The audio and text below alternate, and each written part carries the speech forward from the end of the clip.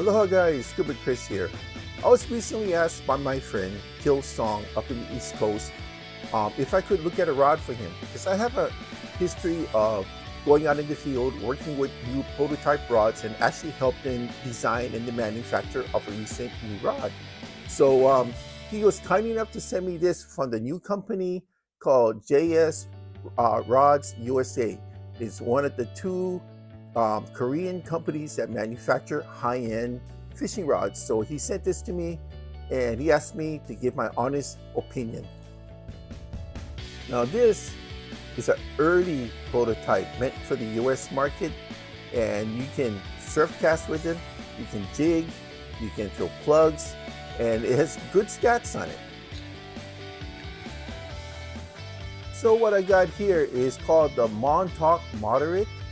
This is a 10-foot rod in two pieces, rated between 3/4 to 4 ounces and line weight of 10 to 20 pounds.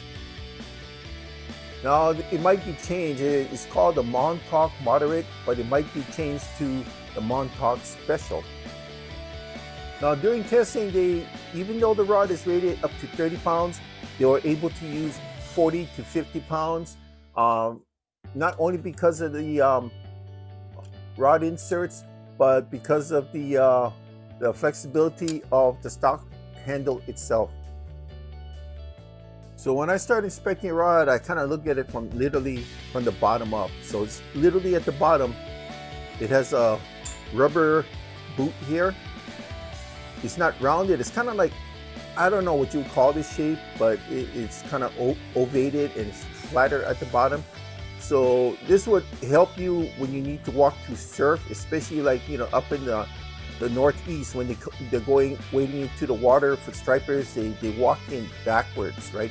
And they use the butt of the rods as a walking stick to help support themselves. So that's the kind of design that's taking after. And as you can see, nice long bottom butt here, very thin. But it's not thin enough where it's going to hurt your hands, and it is coated with some type of rubberized coating, so when your hands are wet, it won't slip. One of the first things I noticed, look at this, the screw threads. It's going down, not up. Oh, thank God. You know what? I told a friend of mine that sent me a rod that I didn't like it because when your hands are wet and I'm over there tossing my lures, when I grip it up here, like so, these threads will continue on, and after a while, it was just eating my fingers raw, you know. But they still went ahead and manufactured it that way. But this one is going down. I kind of like that. The only thing that I could recommend is only one. It has only one large locking nut here. It's kind of nice to have two, you know, to get it locked into place, but maybe we don't need the two. Maybe the one is sufficient, but the only way I can tell is actually testing it. Foregrip, not bad, no problem. Nicely contoured. Really, I kind of like the fact that it's not really fat here. Kind of like that.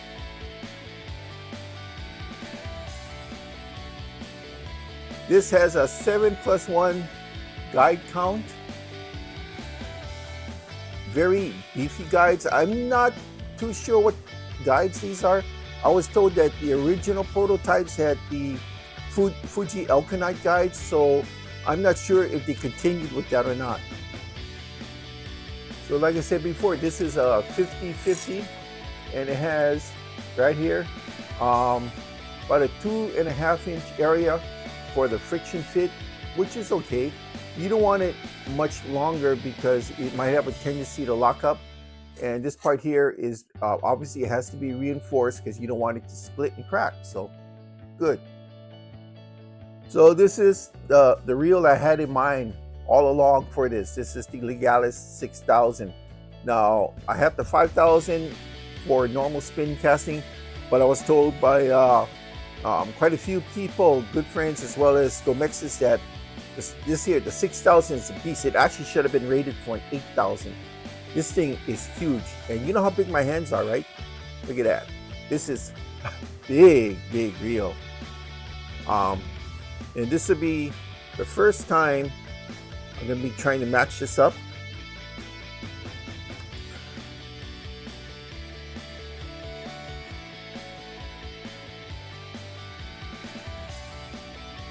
There you go. I tell you, this is so nice to have the threads on the bottom. Because you know when your hands are wet, you don't want it up here, because on my other rod that I like, the threads up here, I told the company I didn't like that. It was chewing away my hands. So I gave it to my friend who's been doing this slightly longer than me, and he said the same thing I did without me having to say anything. But this one, the threads are at the bottom. So when your hands are wet and you're rubbing against this, this won't bother me when it's down here, but up here it would. Look at that. What do you think? This is pretty much the size of like 8,000. Really is. It's a Legalis 6,000, and I spooled it up. I bought this and spooled it up just for this rod. Don't want to sound like too much of a commercial, but these are Fishing Butlers. I use these on all the rods. You know, when I'm transporting, especially when I got a long walk from my car, I like to use these to keep my rigs together. Look at that. I tell you, I've seen people damage their rods because they don't use these. I don't do that. I take good care of my stuff.